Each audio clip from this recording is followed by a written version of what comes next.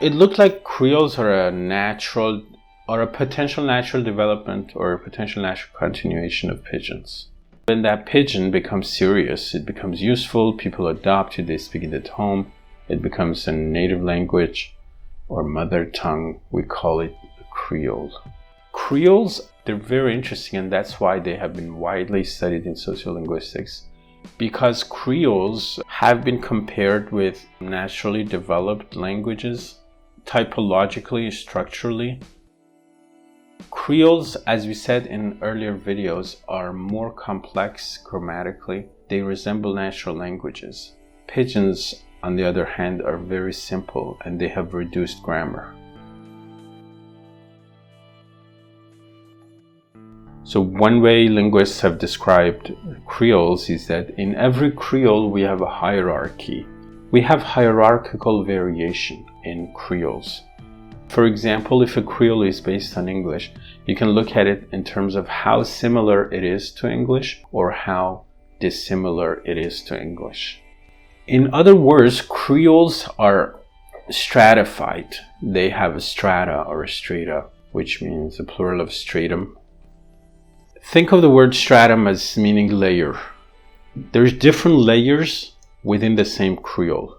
The lowest level is called the substratum and the highest level is called the superstratum or substrate.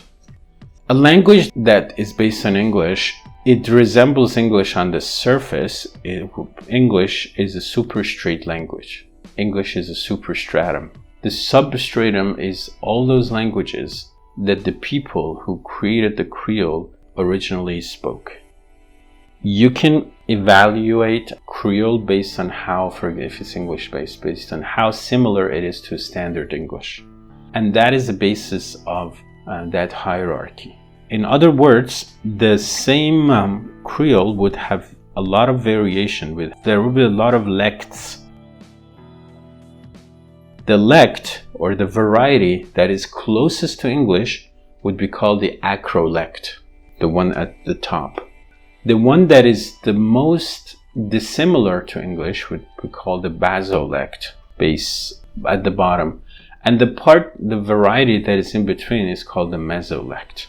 Those are the concepts that I'm going to elaborate on now. In sociolinguistics, as well as in historical linguistics, when a language dominates another or other languages in a situation of contact, new language varieties may appear, and such a development is formed in strata. When a language is imposed on a community in the contact situation in which a language has political or economic superiority, the superstratum is the set of forms influencing the less dominant variety, the substratum, or you could say varieties, which is usually the case. Examples include English, French, Arabic, etc. dominated the languages of the world throughout history. In India or West Africa, English has been the superstratum on top of the local native languages, mother tongues.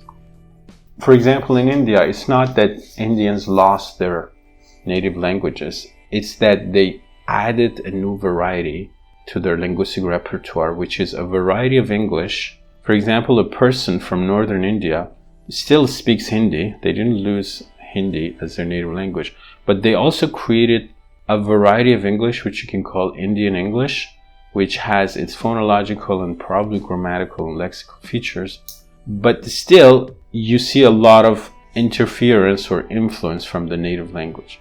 So in the case of Hindi, for example, the situation of contact didn't result in language death, but in many other situations it did. Now I'm going to deal with these terms in a more standard definitional way. Acrolect is a sociolinguistic term that is used in the study of how Creoles are developed. It refers to a prestigious or prestige variety, or a standard variety or lect to which it is possible to compare the other lects.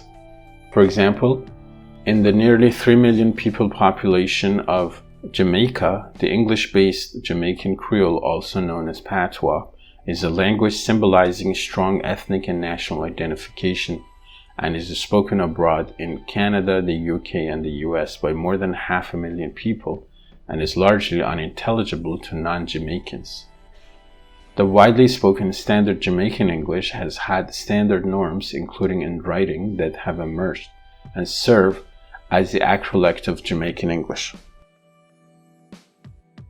In the same concept, the basilect refers to the variety farthest removed from the prestige variety. A basilect is compared to and contrasted with the mesolect. So what is the mesolect? It's the lect between the acrolect and basilect. The mesolect itself may be divided into different parts, like the upper part, the lower part, like middle class, upper and lower middle class.